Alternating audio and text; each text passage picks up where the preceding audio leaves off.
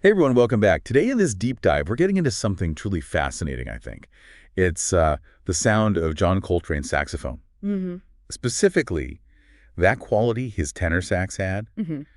it's just breathtakingly, almost unnervingly human. Yeah. It's like the horn itself is singing or crying, maybe speaking right to you. So the big question we want to tackle is, well, how did he do that? How did he get that vocal, that really compelling quality? And why does it still hit so hard today? That's exactly it. That's what we're going to try and unravel here. We've looked at excerpts from Coltrane, the saxophone's human voice, and the mission really is to peel back those layers. Okay. Look at the technique, the artistry, even the sort of spiritual side that defined his sound, his unique voice. We want you to come away understanding not just what he played, but like why it feels so personal, why it moves us so much. Okay, yeah, let's dive right in then. Because you hear Coltrane, and often it's not just a saxophone you're hearing. It feels, Yeah. well, human. It's uncanny. It really is. So is that just us projecting, or were there actual, maybe even counterintuitive technical things he did? Things that literally pushed the instrument into sounding like a voice? Oh, definitely.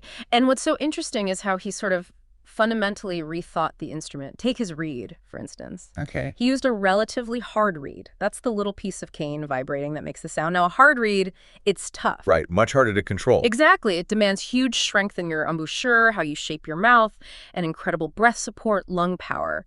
But for Coltrane, that resistance was key. It gave him that raw, sort of edgy, almost raspy vocal sound. It let him really dig into the notes in a way softer reeds just don't allow. So he needed that fight, that resistance to get the sound. Kind of, yeah. And his breath control.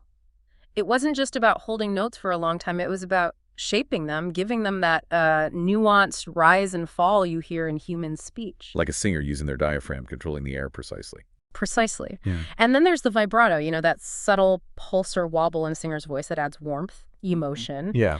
Coltrane's vibrato was really wide, very expressive, almost like an opera singer's, really dramatic. It wasn't just decoration, it was about expressing raw feeling. Wow. And he could also make the sax cry or wail just through incredibly fine adjustments in his mouth and air pressure.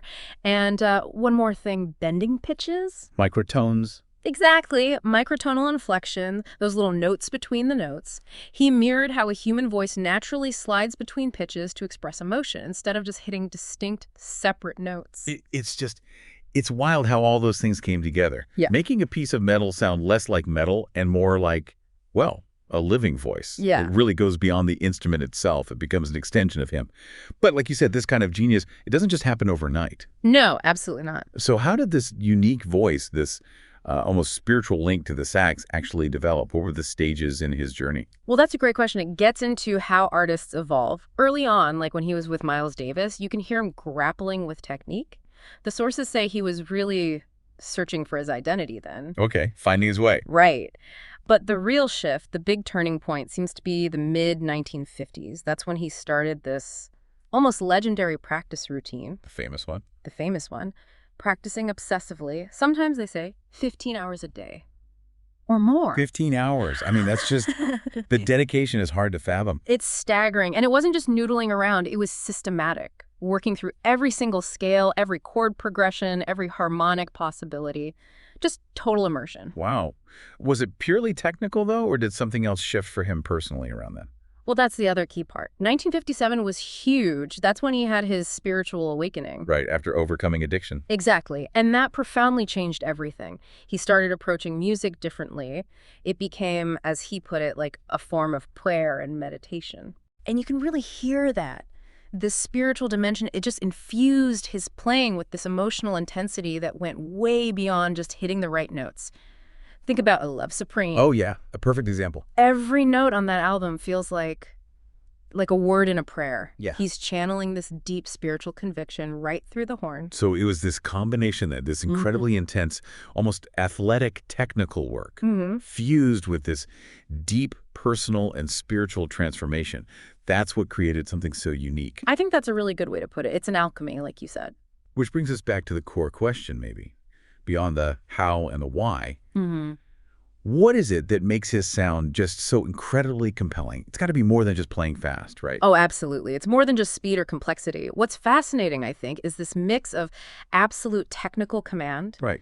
and this raw, almost painful emotional vulnerability at the same time. Yeah. He could play these unbelievably complex harmonic ideas lightning fast, those sheets of sound people talk about. Yeah, those walls of notes. Right, cascades of notes that could sound almost chaotic at first listen. But, crucially, he never lost the emotional center. Okay. Even in those dense moments, there's still melodic coherence, there's emotional logic. He wasn't just showing off his chops, he was using every single note, seemingly, to communicate something vital about being human. So even when it was incredibly complex and fast, it wasn't just technique for technique's sake. It was always about something, always speaking. That's exactly how it feels. His influence is just immeasurable. He fundamentally changed how we hear the saxophone as an expressive tool.